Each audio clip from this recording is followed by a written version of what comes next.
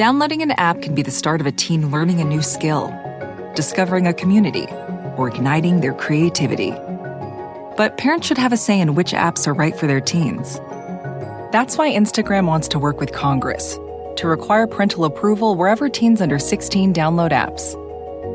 Learn more at instagram.com/parental approval.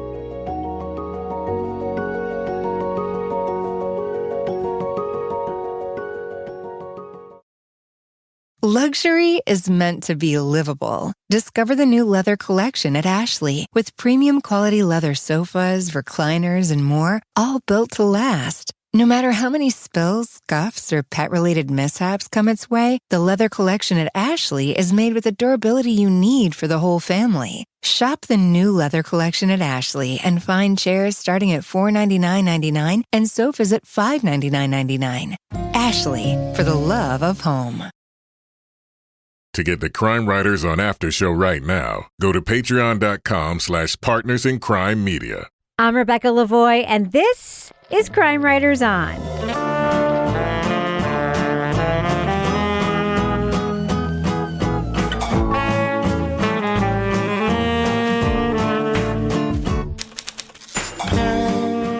Crime Writers On is the original true crime review podcast that digs into true crime, pop culture, other podcasts.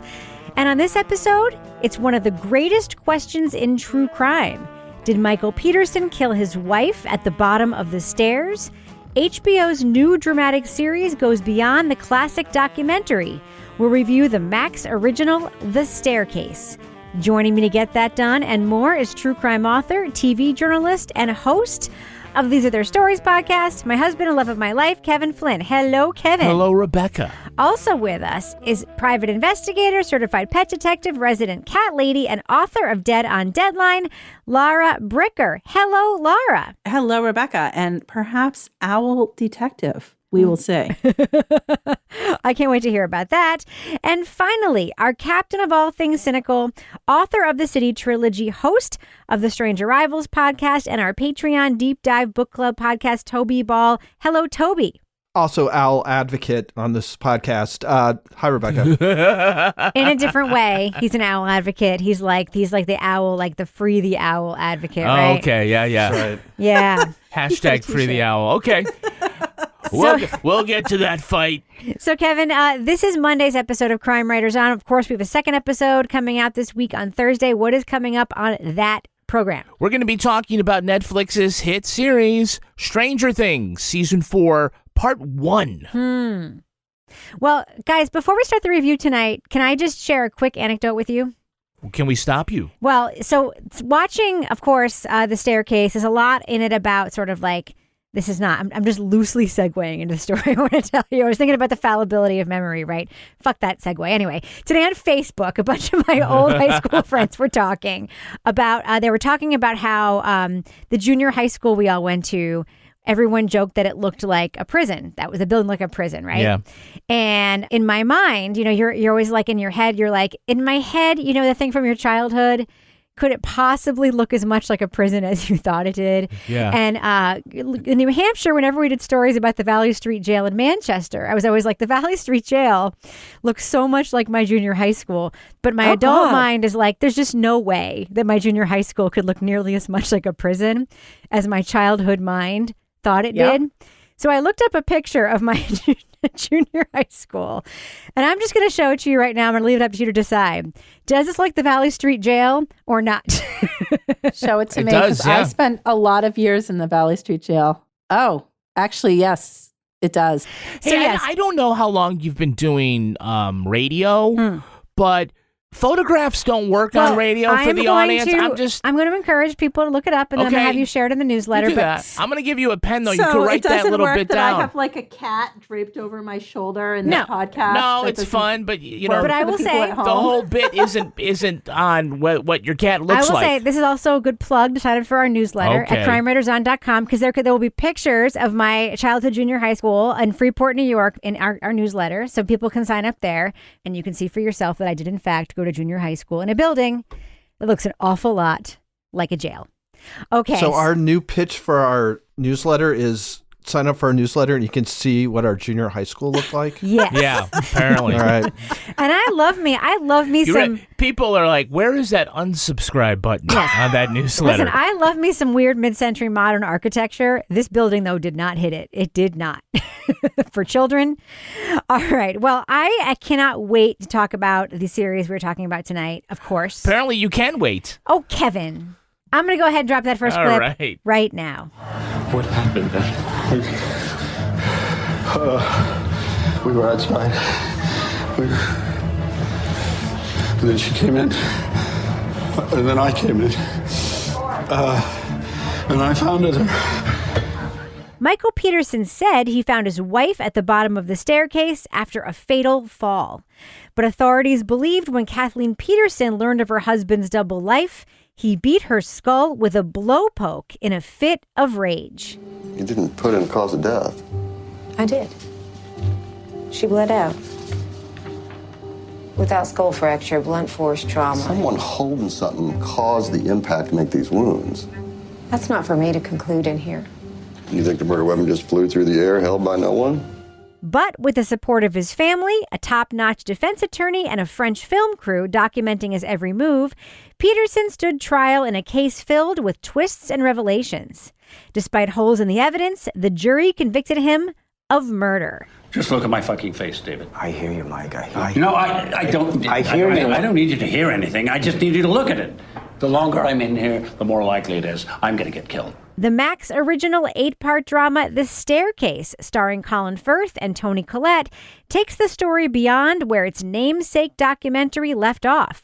We see Peterson's challenges in prison, his family's personal struggles, clashes over bias in the film, and yes, evidence that an owl attack accounted for Kathleen's wounds and disorientation.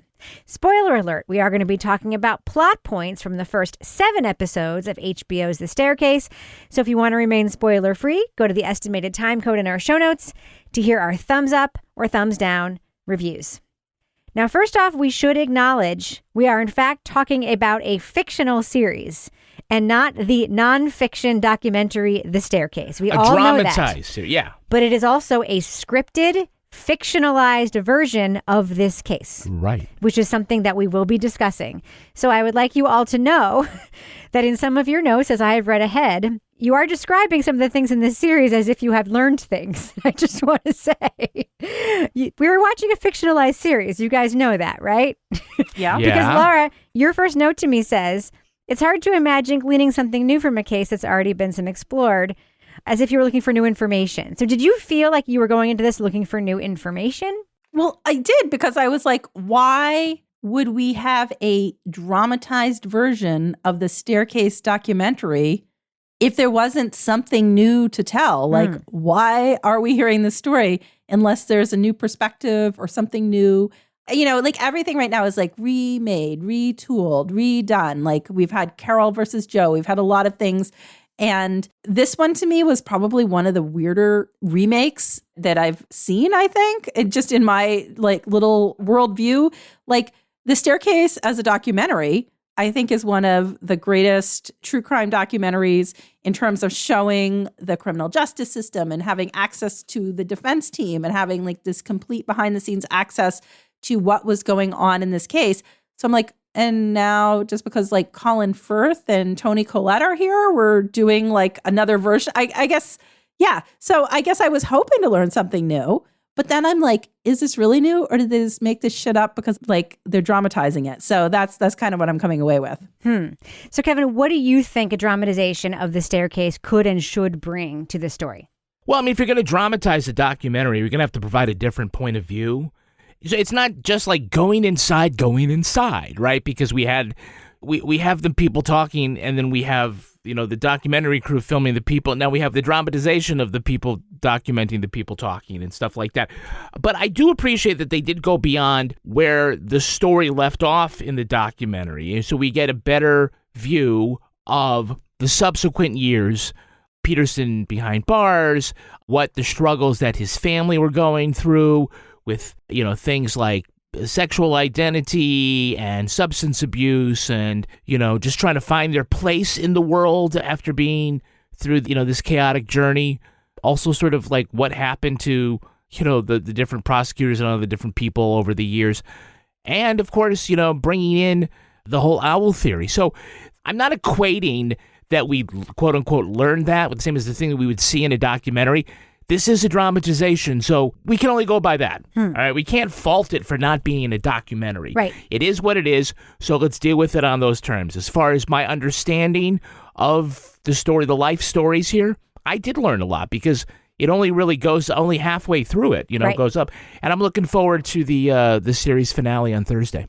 Okay, so Toby, what do you think about this? Because you sent me a note about something that you thought was added to the story in this fictionalized version of the story. Oh, well, so episode 5, I think it's at the beginning where there's a discussion about whether they want to leave in a certain piece of court footage that I think calls Michael's innocence into question. I think it's a pretty strong piece of evidence sort of indicting him. And you get this conversation about, do you put it in? And like, what are the consequences of putting it in? What are the consequences of not putting it in? Like, what does it mean to give kind of a balanced picture of Michael Peterson in the trial? And that if you're going to throw in this stuff about his bisexual trysts and the previous woman who died falling down a staircase in Germany, are you just piling on by putting in this court stuff? Or is that giving a more accurate version of the actual court drama and making it a little more understandable why he was found guilty?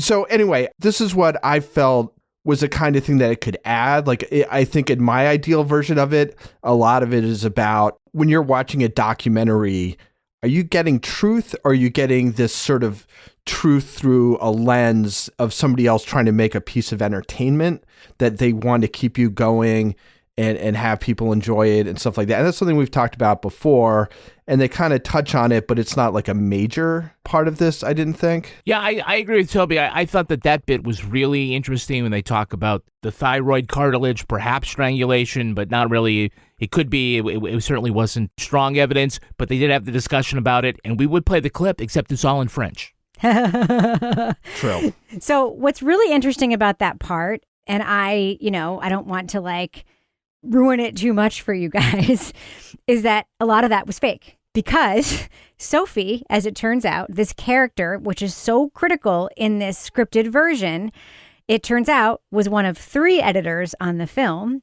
And she only edited the first 4 episodes of The Real Staircase, all the stuff that happened before the trial. She did not touch anything that happened during the trial. And David Rudolph, in his sort of issues with the film, is that he talks about all the stuff that wasn't included in the film that would have helped Michael Peterson. And in his view, that was not, that's something that wasn't included that may have been an issue for the prosecution. But there was also a witness that came in that said, no, there was no blood in Germany. And there were all these things about the Germany stuff that wasn't included in the film, that just Germany made him look very bad in the documentary. But there was all this other stuff on the record that completely erased Germany from the board in the trial that wasn't included in the film at all. But that Sophie being shown as this main editor in the film and showing this tip the scales thing, he thought Jean, and by the way, he's not the only one who thinks this, Jean-Xavier de Lestrade has huge issues with this. We should talk about this on the after show. Well, we will. But his huge issues with this are that the editing of the film itself in the scripted version is far more fictionalized than anything they could have done when editing the documentary out of the hundreds of thousands of hours of footage that they had. And I just think that's interesting. I actually do like the fictionalized take of it. I do. I just fear that people watching it will think, aha, that's what really happened here, and not actually realize as viewers, no, that's actually fiction. This is a made up scene. Like they wrote that scene to show that there could have been, points of view here. Like that's not actually like Jean-Xavier de Lestrade didn't say, here's what happened in the film. But isn't that an actual example? I mean, whether or not Sophie was among the people who are the deciders on that, I mean, there's something that didn't end up in the film. There are dozens and dozens of choices like that. Correct. But there's also other stuff that didn't end up in the film that they didn't include in this scripted version. You know what I mean? See, that just seems so much less objectionable than leaving out what could potentially be key parts of a trial in an actual documentary. Yep. I mean, when you're watching this, like, you know that it's fictionalized. I mean, you have to. So the fact that they're combining things and simplifying things or whatever, I mean, that's just what you do in fiction. You know, they're not going to have documentary level fidelity to actual conversations that took place. Whereas when you're in a documentary, and they talk about this in the staircase fiction thing, is, you know, we're trying to like immerse you in the American justice system. But they have to do it this way because they're not going to make you sit through like a weeks-long trial, like every minute of it. So they're constantly making decisions. Right. And they're not super transparent about it in the documentary. I mean, you get a ton of stuff, but you never get this meta discussion of like, what are we leaving in? What are we taking out? And the fact that when they kind of fictionalize that kind of conversation in the docudrama, that's objectionable. I don't know. I mean, I think that's critical. What's objectionable about it, though, Toby, is that the woman they're talking about ended up having a relationship with Michael Peterson. That's what's objectionable. And the issue that Jean-Xavier Lestrade has is it taints his work to imply that he would have allowed a woman who later had a relationship with Michael Peterson to make decisions about which courtroom footage to put in and which courtroom footage to put out, when that was not the case. Yeah, but he made the decision. He made the decision. She did not. But he made the decision in the. But that's what he objects to, the fact that it shows that he would let her make the decision knowing that she had a relationship with him. That's what he objects to. And I agree with his objection to that. I mean, that's fine. It's a piece of fiction. That's true. But I don't know if the viewer. But that's what's hard about this is that we have this documentary, which is like kind of held up in like the like upper echelons of documentaries that we've watched, and now we have a fictionalized version of it. And so for me, it is really hard to like step back and be like, oh, this is fiction and this is real, because like the guy who's playing David Rudolph looks just like David Rudolph. I feel like it's real. And I'm like, I know this isn't real. So it's hard not to be like, oh, wow, how did they recreate these conversations and all this information? Because so much of it, for me, it was a hard thing to sort of delineate what was real and what wasn't, just because I'm watching it and I'm like, oh, there's like scenes that are almost exactly like the documentary being recreated here. And they've got people that look almost exactly like the people that were in the documentary. Yeah. You know? But when they take a bunch of real characters and they streamline the things that they did in timelines and stuff like that, and maybe put people in the room that weren't there when certain things happen, it's because they have to tell a clean story. Yep. Right? So, yeah, you do lose some things. And is the goal here to be faithful to the real life things that happened, or is this to be a docudrama? And we accept it at that level. And one of the things that I do like about this is that nobody comes off looking really good. Yeah. Everybody, their flaws are put out there. So there's really nobody here like with clean hands. Everybody has something, not just like Michael Peterson, but his kids and I think all Martha the and attorneys. Margaret are fine. I think the Well, kids are fine. You see their struggles. I mean, yeah, I mean, they're fine. I mean, those struggles, I'm by not the way, saying are they're- largely fictionalized, just FYI, which is a bummer. But yeah, the kids are fine. all those things sort of amped up, but nobody really. Although Sophie Turner's character, I mean, she really has a lot to thrown do. at her yet. But yeah, like it seems like there isn't anybody, including Kathleen, that doesn't come off with sort of foibles that put them in at times a very human / not saintly light. And I think that, sort of heightens the drama of it. More than 75% of parents agree teens under 16 shouldn't be able to download apps from app stores without parental permission. Instagram wants to work with Congress to pass federal legislation that gets it done. Learn more at instagram.com/parental approval. I never did anything to harm my daughter or my granddaughter. The test is about to begin. Please remain still. Casey Anthony's Parents, the lie detector test. Watch now, only on A&E. And watch next day on the A&E app. Luxury is meant to be livable. Discover the new leather collection at Ashley with premium quality leather sofas, recliners, and more, all built to last. No matter how many spills, scuffs, or pet-related mishaps come its way, the leather collection at Ashley is made with the durability you need for the whole family. Shop the new leather collection at Ashley and find chairs starting at $499.99 and sofas at $599.99. Ashley, for the love of home. All right, so Kevin, should we get some business done? Should you do your business? Yeah, how about we do that here? Here, do your business. Oh, start the music already.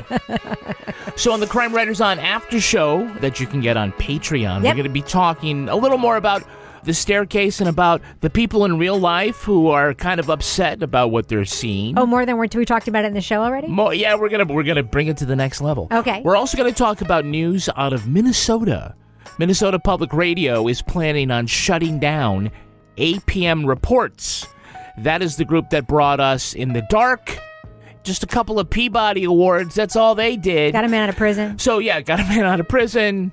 Kind of made some of the best stuff we've ever heard. Supreme Court. Yeah, so we're going to talk a little bit about our reactions to that as well. Yes, and I have some tea that I can share. Oh, speaking of teas. Yes. Going to say that the Crime Writers On merch shop, the $15 tea and tank sale has been extended until today, Monday the 6th. And so select items you can get there, all of our designs, for $15, including, I'm going to point it out this week, the Owl Did It t-shirt. Nice, appropriate. Appropriate for this week. Yep. Even though Toby is shaking his head. Yep. The rest of us are nodding because we know. We do. We have it all down pat. All right, so Kevin, does that wrap up the business section? Do you want to pimp our newsletter or anything?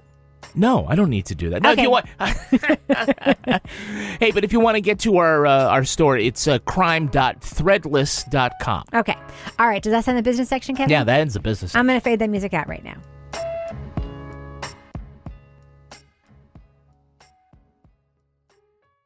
All right. So, Kevin, before the break, you were talking about, the portrayals of people in this scripted series. Now, we have Colin Firth and Toni Collette, who don't look anything like Michael and Kathleen Peterson. But I think both their performances are great. What do you think of this? And because, as Lara pointed out, the guy playing David Rudolph, Michael Stuhlbarg, and of course, Parker Posey, incredibly mimicking Freda Black. Her performance is unbelievable, and she looks just like her. But then you have Colin Firth and Toni Collette, who look like Colin Firth and Toni Collette playing Michael and Kathleen Peterson. What do you think of their choices and their performances here? I'm just curious on your notes here because I love them. Hold on. I'm just going to say that Colin Firth did get the same set of eyeglasses, right? So, we're starting to see the character come together. Look, no, I think he isn't doing an impersonation because he doesn't quite convey the quirky, self-absorbed nature that Michael Peterson does in the documentary, right, guys? But I think that Colin Firth does give a really strong performance. So you're saying that I'm here for the rest of my life? You're just going to let this happen to me, to my kids, and what are they going to do without me? This is horseshit. There has to be a way. A motion we can file, or there isn't, Mike. Toni Collette, she's not burdened by everybody knowing the speech patterns and the personality of Kathleen Peterson, because she wasn't in the documentary. So she kind of has a blank slate as an actress, but I think she does great. And I will say that her corpse acting is next level. Oh, my God. The open mouth, death the eyes. rattle, oh, my God. the twitching leg. How about all the time on the slab and the photographs? And that's a brave performance to sit there with your mouth hanging open like that. It is very, very hard to watch Kathleen Peterson die 3 times in this series. So far. I found that extraordinarily difficult. Lara, did you find it difficult to watch her die 3 times so far in this series? I did, because I was like, holy mother of God. Like, it was graphic. It was realistic. It felt authentic when you were watching it. It was very well acted, but it was unique in the way that they showed the 3 different, versions. We have, first, she took some pills, she drank too much wine, she fell. Second, she confronts him about his secret bisexual lifestyle. He comes after her, chokes her, she falls. Third, the owl. But each one, think about how we usually see these things reenacted. we'll see like, okay, like remember Kathleen Zellner when she had her like fake blood and real blood and she was trying to like recreate a scene. This to me, I just found very effective because each time I was like, oh, yeah, I could see that happening. I mean, and we know this was not a quiet death, but holy crap. Like just watching when she's like putting her like bloodied palm on the wall, or like the scene where like he comes back with all the towels and she's like gurgling, like, and like, I'm like, oh my God. But despite all of that and the fact that I did like kind of cringe quite a bit while I was watching that, I felt like it was a really effective way to show these three scenarios.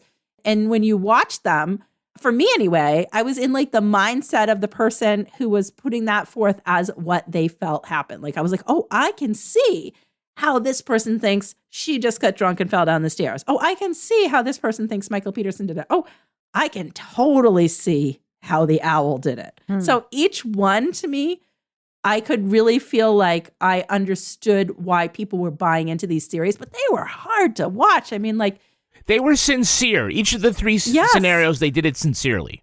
Yeah. Toby, I have one thing that I really liked about the storytelling, and I don't know if you picked up on it, because I don't know if the series is doing a great job through some of the court scenes or whatever of driving it home. But there's so many layers to the state's case, you know, the financial pressures, the familial strife with her feeling like she's, you know, I think that the episode 7 really actually probably is the episode where it sort of comes to a head, really. But there's sort of all these cues throughout about all the things going on in their lives. It sort of starts with like the bats in the pipes that sort of starts to sort of show that the veneer of their life isn't all that it seems. And then there's, you know, the scene where she comes home and he's bought a massage for her, but she sees like the lube on the dashboard. So it's clear like she already might have like some suspicions that all is not right in their marriage. Like there's a lot of like little tiny anvils along the way. The scene with the fundraiser, for instance, where it's just like very clear she's got other shit to do, not raising $10,000 for her husband because her things at her job are not fucking great.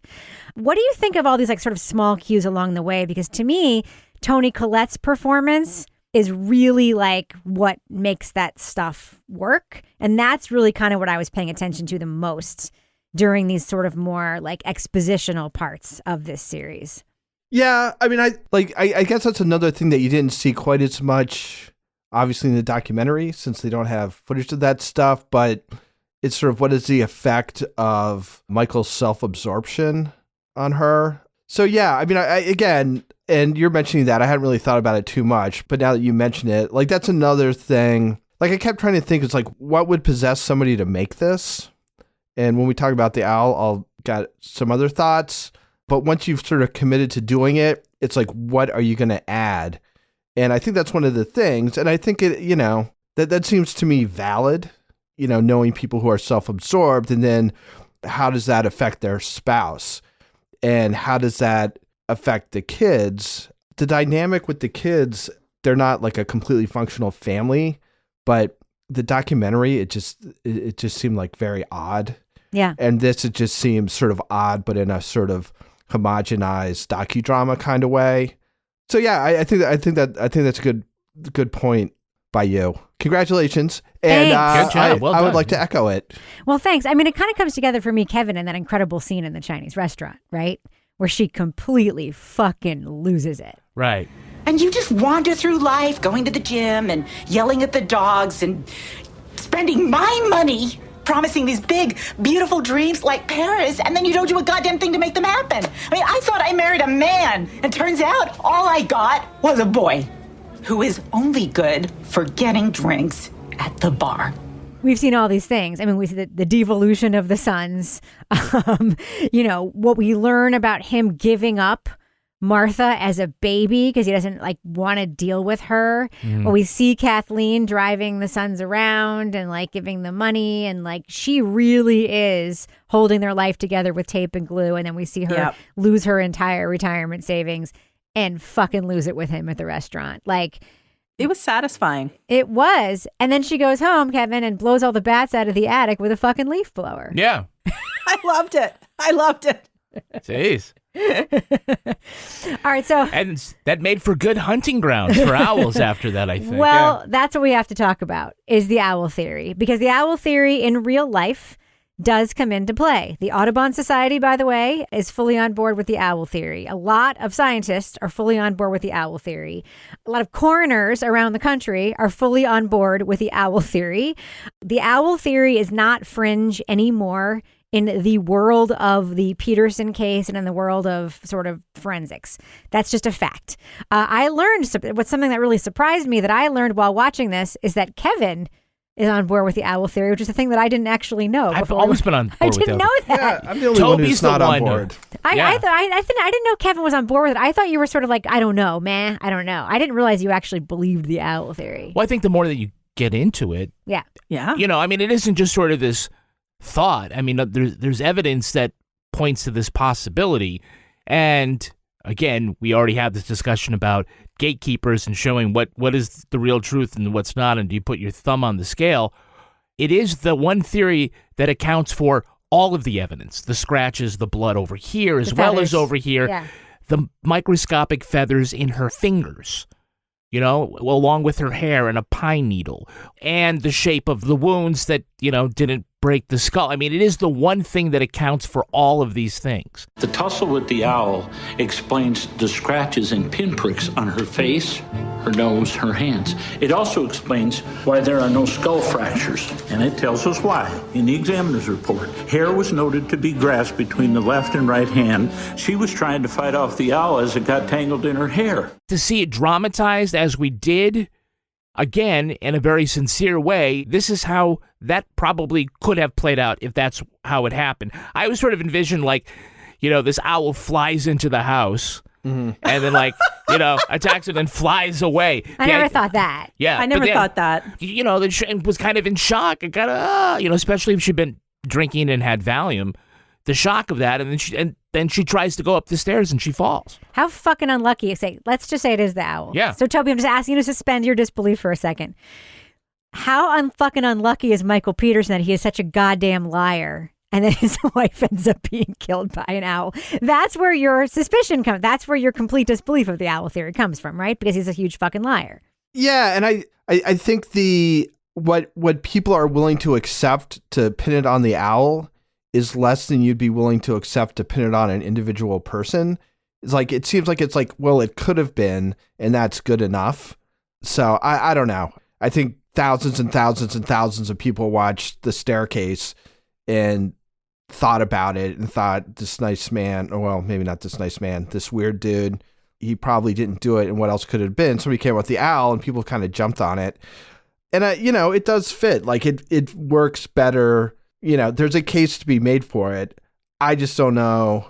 Who was Sarah Koenig's producer who at the end of Dana Chivvis? Yeah, at the end of Serial was just nobody has that bad luck. But Dana Chivvis was wrong. Dana Chivvis was she was fucking wrong when she made that thing about Adnan. Okay, so because somebody says something and it's wrong, I can never say it again and have it possibly be right? No, Toby, you've been banished. But everybody who winds up in jail for a crime they didn't commit is the unluckiest person in the world. Yeah, but if he was still in jail right now, I'd be like, yeah, sure. Yeah. The urgency's not there. Go with the owl thing. If you can put it on the owl, that's fine. But I don't know. And this is my feeling about the whole freaking thing. Is that if that owl theory wasn't there, I don't think they make this docudrama, right? I mean, I think without that, sparking continued interest in this thing, which basically it seems like it's run its course. Other than that, would they even make this? So when they would, but Toni Collette wouldn't be looking up at the tree so often. Yeah. What is that? But yeah, so I just kind of felt when it got to the owl, it was well, of course. Why else would you make this? Otherwise, what's the point? Well, I think the issue is that Michael Peterson is not, to me, a super likable guy. Nope. And so that I was trying to be diplomatic, but so that is the problem. So if it was somebody that was oh, you're this person is citizen of the year. No way they could have done this. But here you've got Michael Peterson. He's got a lot of eccentricities going on. He's kind of an ass and, he lies. He's got a temper. he's got a lot of stuff. You find out, like, you know, he's all excited because he's going to make like $10,000, and you look at their house and you're like, yeah, he's paying for nothing. So he's not likable. So that's what makes it hard to sort of buy into the owl theory. But the other one, I have to say, I did buy into the flashlight theory there for a little while. Yeah. I was like, oh, because there is something to be said for like all of those, like that scene where like David Rudolph puts all this, like, okay, all of these autopsies and none of these blunt force traumas have these same things. And like all of them have this and that. And so there is something to be said for the unique wounds in this case. And, you know, I'm Team Owl, because if you go online and Google owl attacks, that's what they look like. It's exactly like it, yeah. That they look like that. But if Michael Peterson wasn't such a like weirdo, he's a dick. Yeah. But remember, wait, these aren't his theories, though. Remember, Right. he's not. Yeah. Well, I'm just saying that's what makes it hard to buy into them, is because you're like, oh man, you're like, yeah, fuck him. Yeah. But sometimes a dick didn't do it. You know? Yeah, exactly. It's like in Making a Murderer, where I'm like, Stephen Avery might not be innocent, but he might not be guilty. Yeah. Yeah. But he's a jerk in the way that he comes across and portrays himself. Yeah. Yeah. Well, there's one other thing I want to talk about before we wrap it up. We got to see like the most iconic thing about the staircase, and a fantastic, kind of slow, but a scene that I loved, which was sort of like the Beatles Get Back moment in this whole thing, where we got to see these filmmakers having this big argument while the theme song from the staircase was being created by this orchestra, which was, by the way, the first time Big Cello made its appearance in True Crime. And Big Cello has forever now since been the instrument from every True Crime documentary ever.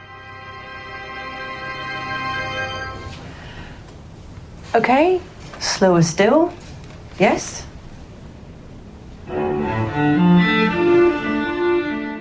Kevin, was that not the most meta fucking thing ever? Yeah. You know, if you're going to do the behind the scenes thing to, you know, this great documentary, then you shouldn't just do, you know, arguments over certain cuts.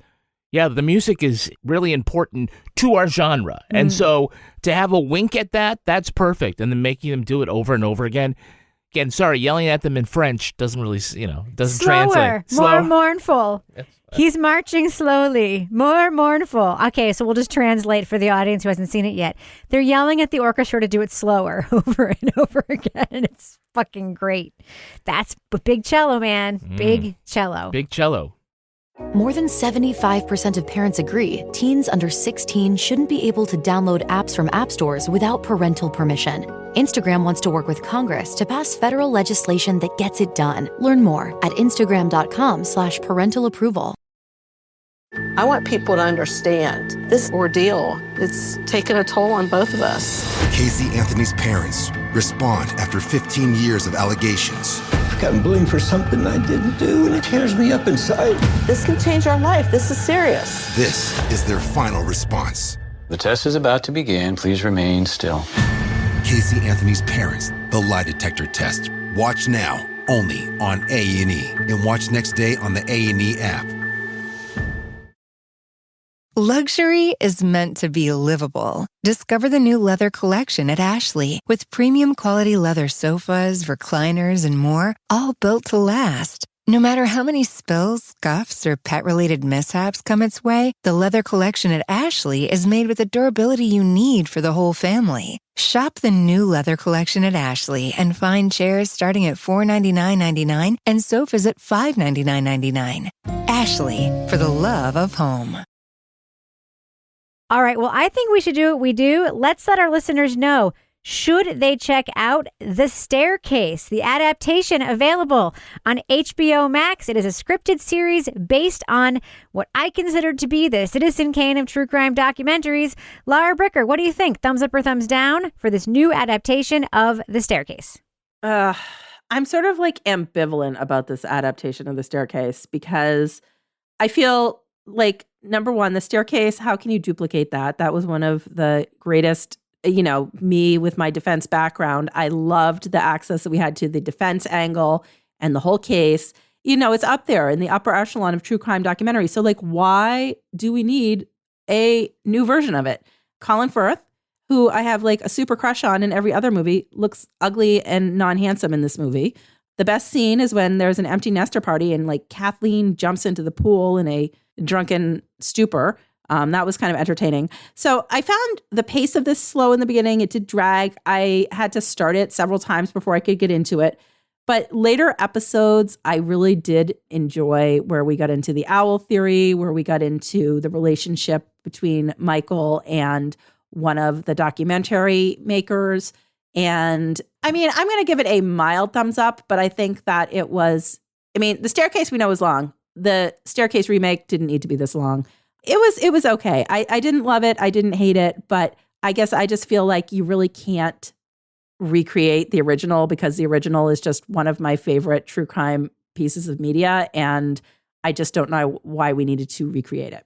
Toby Ball? Yeah, first of all, if you haven't seen the actual Staircase documentary, I would suggest spending your time on that rather than this. I don't know. I mean, it's not the worst, if that's a recommendation. It's got some good acting. I just don't know why it was necessary, especially if you've watched the documentary. I didn't feel like I got a whole lot out of this. The stuff that I was interested in seeing, Rebecca now tells me, was kind of a BS sort of fictionalization of something. So what little enthusiasm I had was just ripped from me.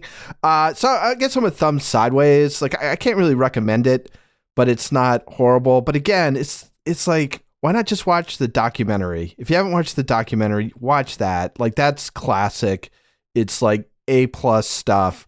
This is like B-. Like, don't settle. To be clear, part 1 you're talking about of The Staircase, right? Yeah, I don't really count the second part as, The original episodes. The original episode. Yeah, I'm a purist. Yes, same. Kevin Flynn.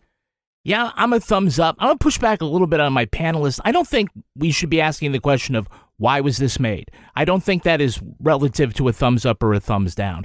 I think the question should be, was this made well? And we have certainly seen stories retold on different platforms, podcast, documentary, dramatized series, and we try not to compare them with one another, although that can be hard. I think that this takes a classic story and using that source material, I think comes up with a really great dramatization that can sustain a couple of different episodes. I mean, I think there are so many people that are not going to watch 12 hours of a documentary, but will watch a prestige television series on HBO to get the story. That may not be true for people who watch Tiger King and then want to rush to watch Joe versus Carol. I think that this is, in and of itself, a pretty good series, and I can't wait for the series finale on Thursday. Okay, so I'm conflicted, right? Because I do like this, so I'm going to give it a thumbs up. But I fear that people are going to watch this and think it's the truth of the story. And that really bothers me. Just like how in real life, some people watch coverage of real life trials and think they know everything, and that's that, right? And they haven't actually looked at contemporaneous evidence or read trial transcripts or actually read the news stories that they then retweet and say, I know everything, right? That is my fear, because there are distortions in this that really belie what the documentary does. The documentary is so fucking brilliant. And I will echo what everyone says, that like the first episodes of The Staircase are extraordinary storytelling. You have to watch them if you hadn't. They are not boring. If you think documentaries are boring, this is the one documentary that will change your mind about that. You have to watch them.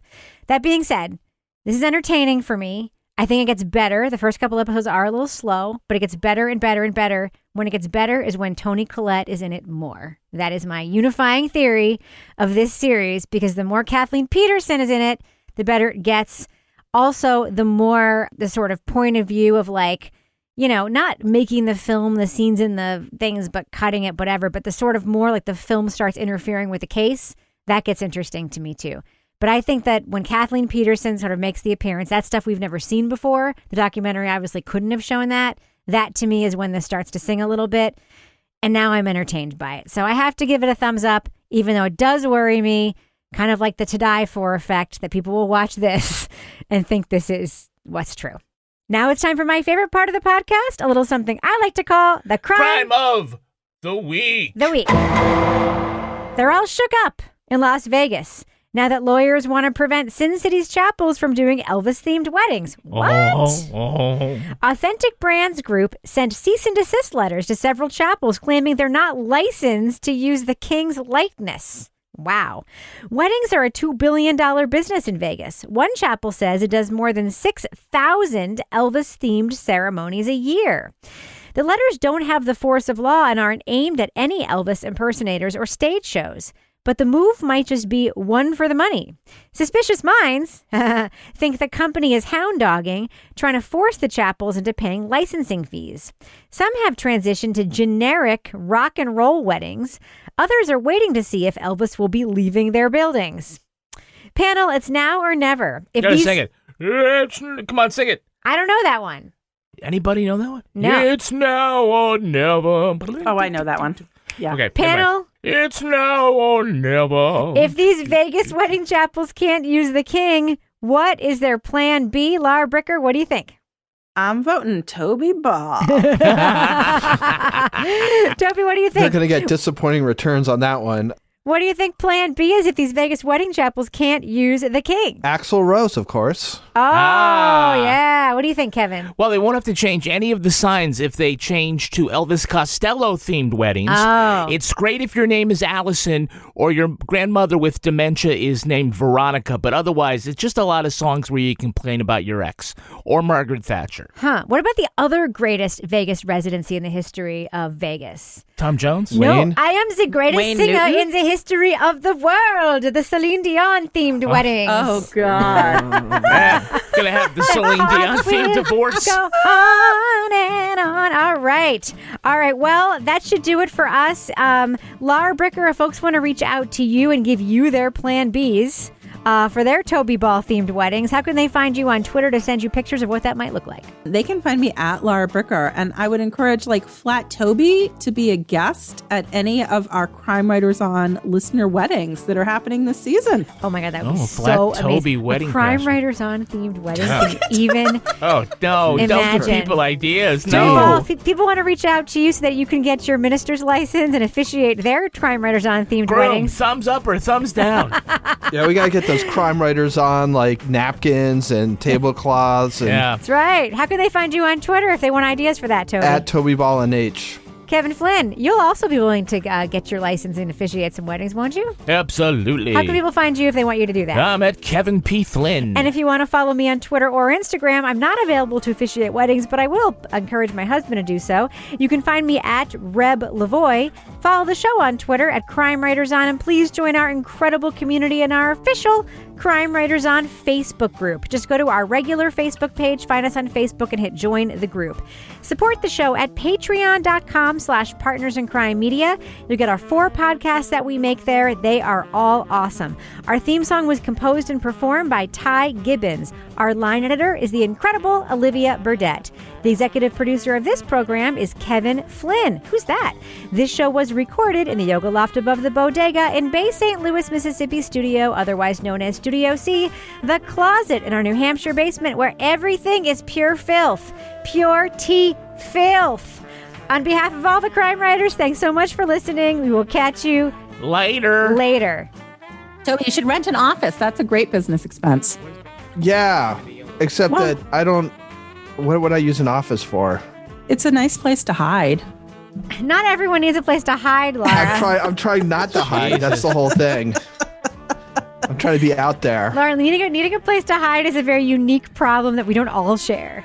Okay. Laura sees the advantage of working from home that now you can go out and get an office.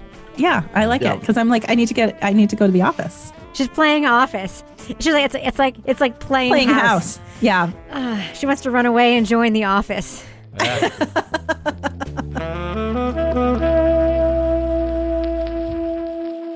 Partners in Crime Media.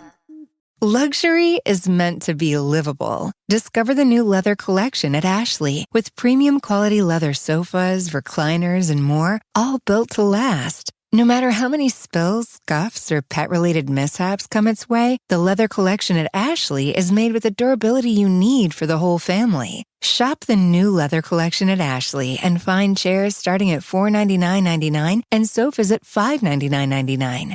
Ashley, for the love of home.